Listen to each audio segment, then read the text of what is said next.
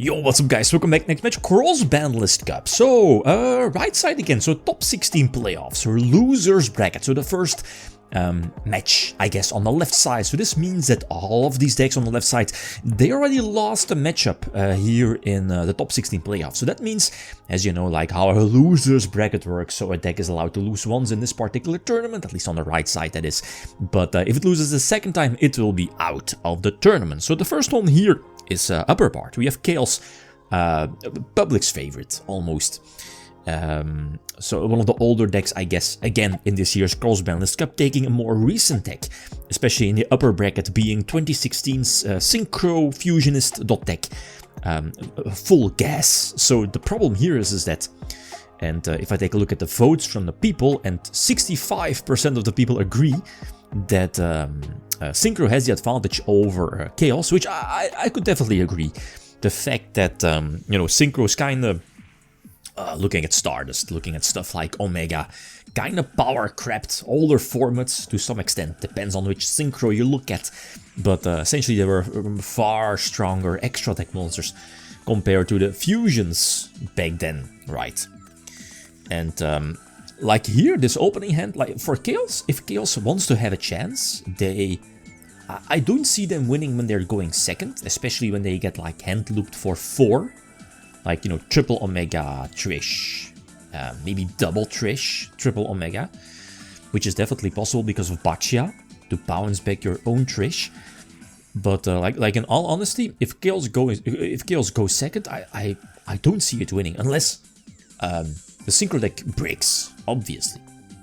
And going first, I think it has a chance, but you need to draw your hand destruction cards. Looking at Delinquent Duo, Confiscation, Forceful Sentry, and still have, even though those aren't that much present in the deck, traps that disrupt. What is it? Torrential Ring, and that's almost basically it. And that's a problem, as you see here. What was it? Confi? Was it Confiscation and Delinquent Duo? I think it was Delinquent Duo, definitely. But even then, the deck is able to play with only, or was able to play with only like 2 cards, right? And you're still able to make like a full board. Look at this. What was it? A couple of times Omega, and you're still able to cover Baccia to eventually attack for a game. So what can I do? What can Chaos do? Not that much. Okay, so again going first, very similar opening hand. I think the only card I side-decked was Prohibition, actually. So, but here it's like pick your poison. Is this? I think I call a Hyper Librarian, but seeing that the deck does run a lot of spells, Brilliant Fusion, Instant Fusion, so, you know, power spells, it's like, okay, let's try it out, let's hope they have, like, you know, multiple Brilliant Fusion, multiple Instant Fusion, make the Upstart Goblin, you know, useless, thus, on the other hand, we are sacrificing our Prohibition, you know, which otherwise would have prevented Hyper Librarian from hitting the field, and, you know, using its effect of a couple of draws. But the problem here is that they have so much fuel already in hand, and this is funny. This is really funny. Getting rid of the Imperial Order, so Prohibition is online again, no Hyper Librarian. But I think Baccia was only allowed to bounce back 1, which I guess is fine. You can get rid of the Imperial Order and still, you know, use your power spells, Instant Fusion, Brilliant Fusion, Teleport for your extenders, basically. And that's the deal with this deck, is that it's not running that many disruption cards, like Torrential, Ring, that's basically it. Okay, Mirror Force is there, but, you know, like Trishula is definitely going to hit after the back row, or going after the back row, so we're scooping it up, like there is no way we are winning this one. So it feels iffy, you know, feels terrible. Okay, so game number 3, we get Forceful Sentry, and we take a look at their hand, but their hand is kind of stacked, like Brilliant Fusion, Soul Charge, like we see now, or Teleport. I think they drew the, what is it, the level 2 one, the one that, what is it, special summoned itself as soon as you reborn a monster from graveyard, giving you 2 tokens, Doppel Warrior, that's the name. And we drew Torrential, but that was after Mirage of Nightmare, so we are getting it trished again. Fair enough, hitting the monster. Like, if nothing is chained or was chained before, I think you can assume that it's not Torrential Tribute, right?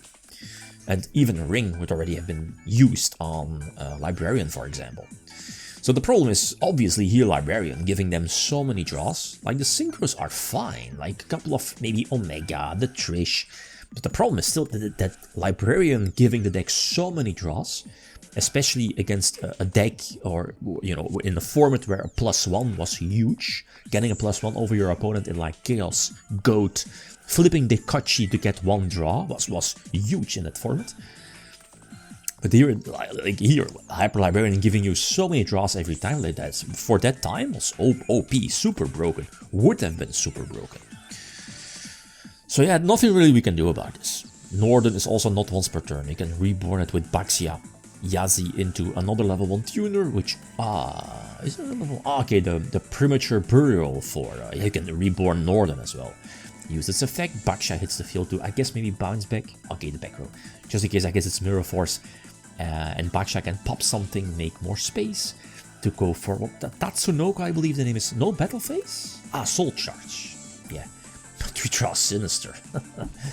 From all the cards. Like, funny, we discard, obviously we have to discard still off of Mirage, so I mean, no chance. Absolutely no chance. So Synchro is still in it, and we'll move on to the left side.